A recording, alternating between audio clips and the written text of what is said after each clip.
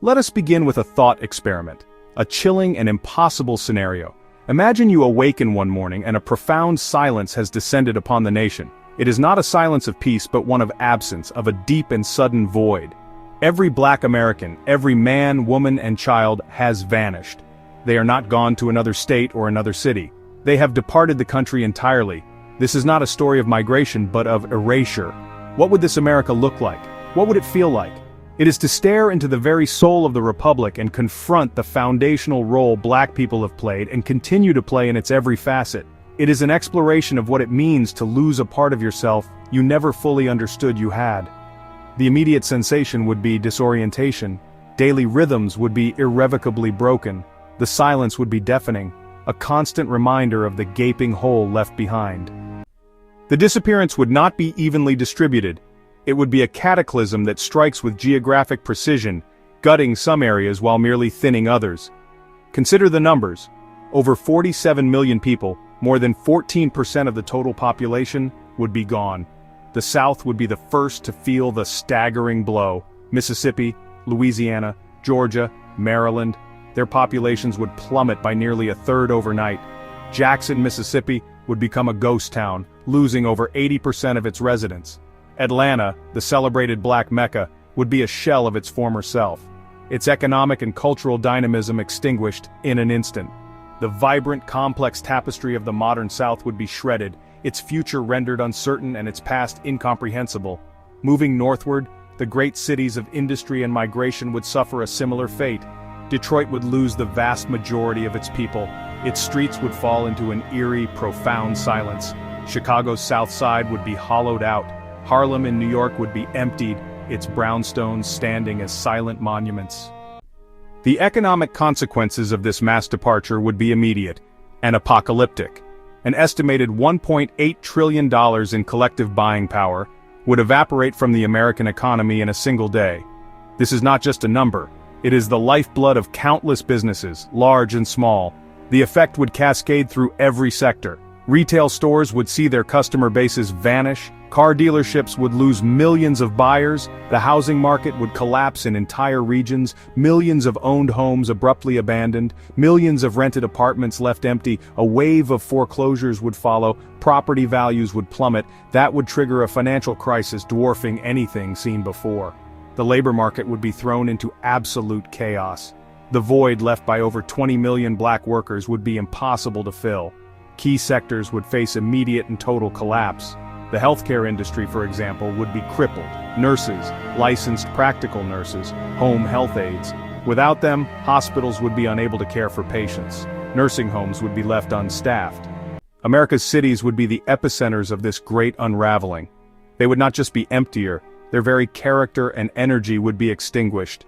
The vibrant, chaotic, beautiful symphony of urban life, the mix of cultures, sounds, peoples replaced by a monotonous, sterile quiet. Imagine New Orleans without a brass band in the Treem. Imagine Philadelphia without block parties and street life. The city as a living, breathing organism suffered a massive cardiac arrest.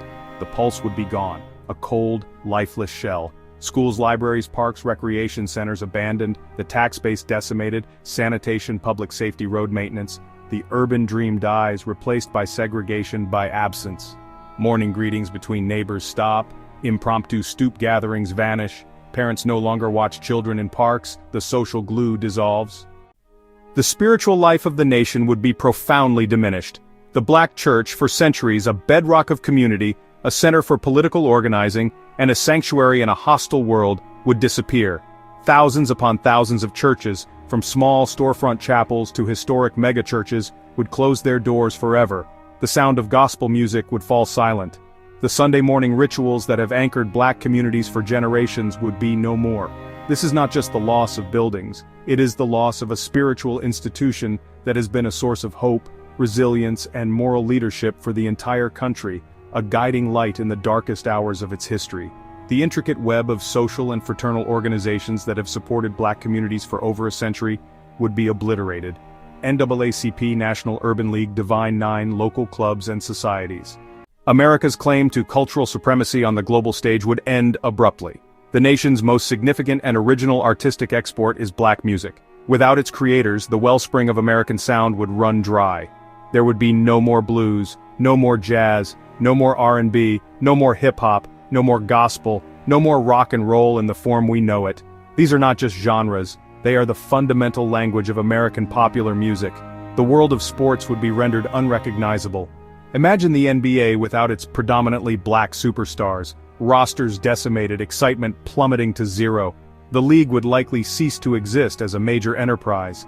The NFL would lose a majority of its players, including its most iconic athletes.